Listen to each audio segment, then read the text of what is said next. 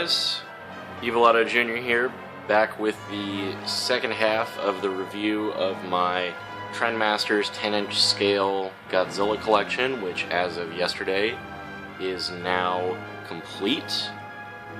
I have every figure except for the unreleased Biollante and the repainted supercharged Godzilla, but for the most part this collection is complete and almost completely functional. There are a couple of problems therein, but I'm going to see if I can make this review a little more succinct than the last episode, but let's just get straight into our review.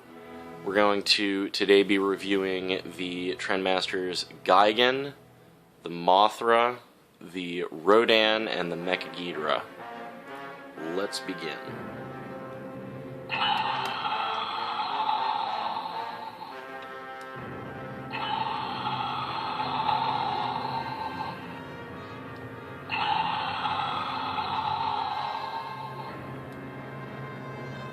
Alright, first off, we're going to review the Trendmasters 10-inch Gigan. I recently acquired this from eBay for a whopping $2, so that was pretty cool. The only problem with it is that, the only problem with it in terms of function is that the light for the eye no longer seems to work with the circuit board. I've taken apart, tried to solder it back together, had all sorts of issues, just wasn't working. So I actually installed a button on the shoulder, which I think looks pretty spiffy actually, that activates the light in the eye. So this is the only one that I have that doesn't seem to ever, it doesn't seem to be fully functional. It's a really good figure. A lot of people dislike the Trendmasters Gigan, especially this 10-inch one, because, I mean, yeah, the sculpt is pretty movie inaccurate, but I think it's a pretty decent sculpt. I really like the airbrushing detail on the edge of the claws and beak, and pretty much just all of the, you know, organic claw parts. I believe this runs on 2 AA's. And the light sensor on this one is actually really good. This is actually the easiest one. The second easiest one that I have that just goes off sometimes when I'm walking by. But it is posable, both arms, both legs, the head, and the tail. Now the tail is the other problem with this figure that a lot of people have. This figure has difficulty standing up on its own because its tail doesn't touch the ground. You can knock it over, and that's why when it sits on my shelf, I've actually got this little piece of cardboard or whatever that just helps it stand up a little easier, so it doesn't just walk down by my giant footfalls. But overall, I'd say this is a good figure, and if you're into the Trendmasters electronic line, this is definitely one to pick up. As you can hear, I didn't mention this, but as you heard, this is not Gigan's roar. It is some sort of just random eagle sound effect. I don't know what it is.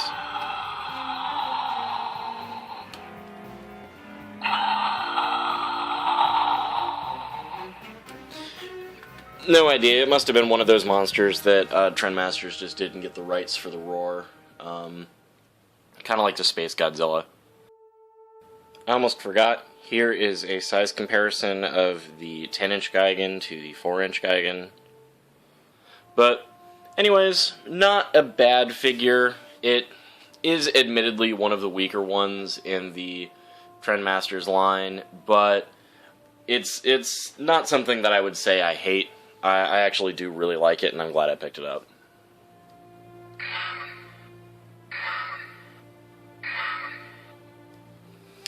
Alright, this is the Trendmasters 10-inch Mothra. It's got a pretty good wingspan, and I recently acquired this as part of a lot with 2 other figures, And the wing flapping was broken, but I managed to fix that, so the wings do flap together. Lights up, makes an actual Mothra noise.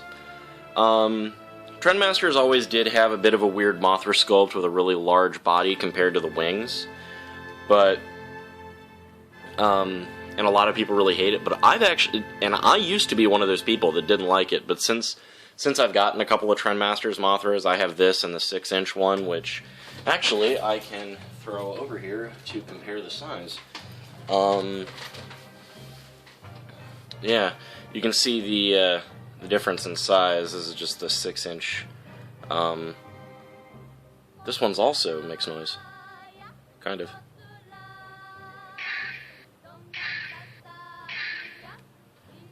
Seems to use a similar sound chip, but anyway,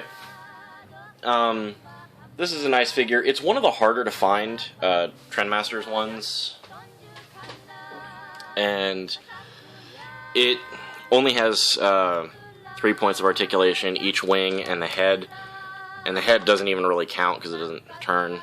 And then it's got the yellow chicken legs here, and for some reason or another, the battery compartment is just painted gray. It does not match anything. I could see like maybe if it were painted gray and like faded in to the color around it, that I could see because it is a different texture. But really, it just kind of looks weird. So that's probably my only problem. I think that actually is my only problem with this figure. Stands up nice. Oh, the other one problem I have is that the light sensor is actually on the top, which I wish they had put it on the head or something, because then otherwise you have to display it like this, or you at least have to display it as an angle if you want to hit that light sensor. But yeah, pretty nice figure.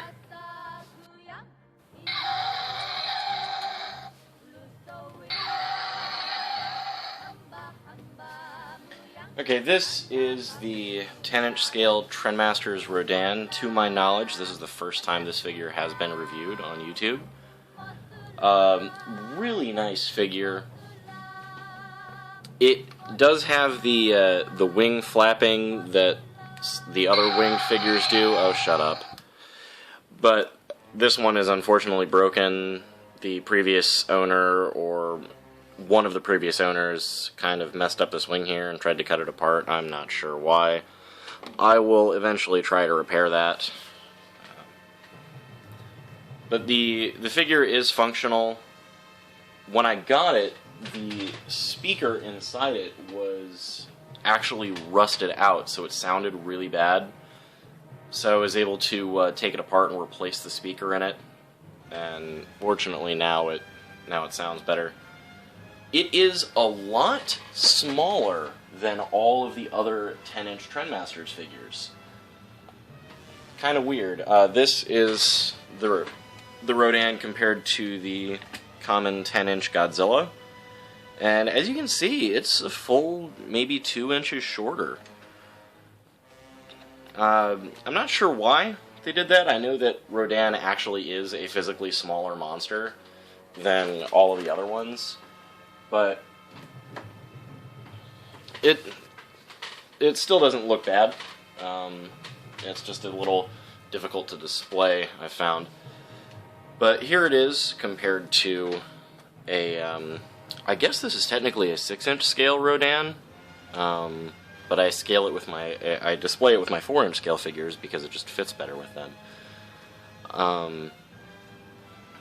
The sculpt is reasonably similar, with the 10-inch Rodan looking a bit leaner.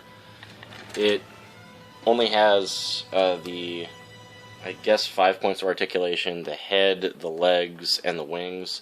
The tail, just like the smaller figure, is just molded into the rest of the body. I believe this takes 2 AAA batteries. But I'm glad that this one sounds... It's a very good Rodan sound to it.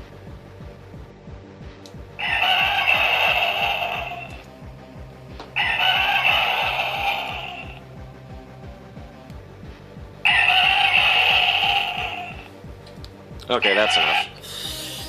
Okay, so this is, last but not least, the Trendmasters 10-inch scale Mecha-Ghidorah.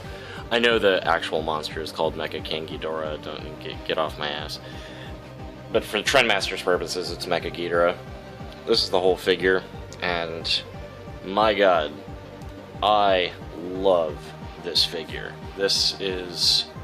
Mecha-King Ghidorah is always one of my favorite kaijus, and this figure, it's amazing. It's bright, it's loud. Now this one isn't in perfect condition. Most of the gold paint has faded, and there are definitely some wear spots on the front of the figure, so the light shines through. But I'm glad that they seem to have chosen a slightly different roar for it than the 10-inch scale regular Ghidorah, which is here for comparison. They used, I think, the same head mold, which is really good.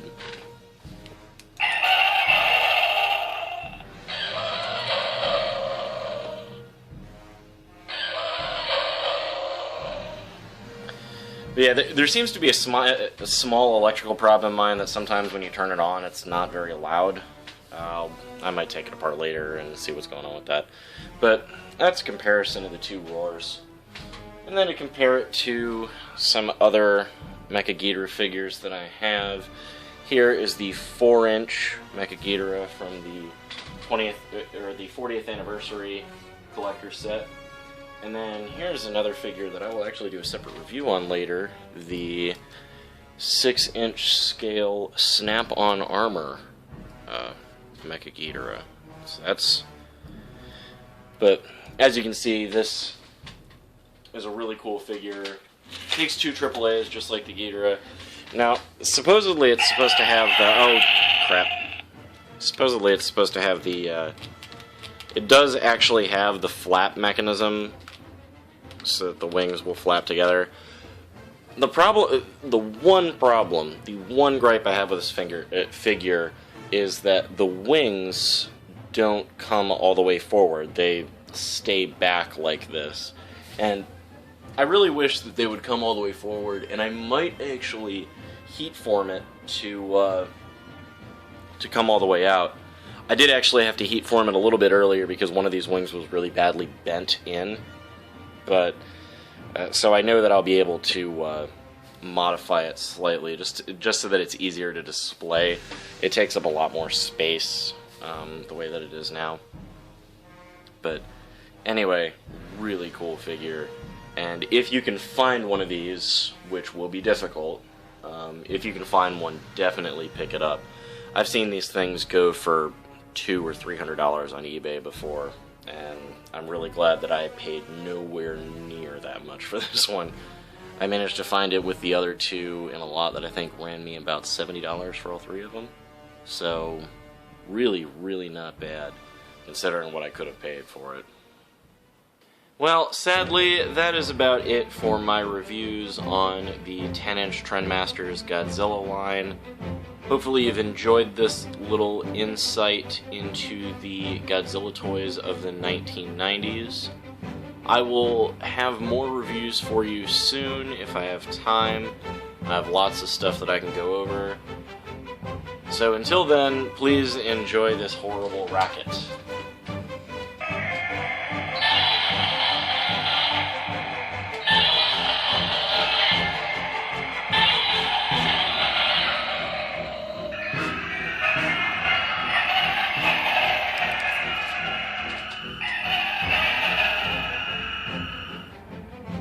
See you next time.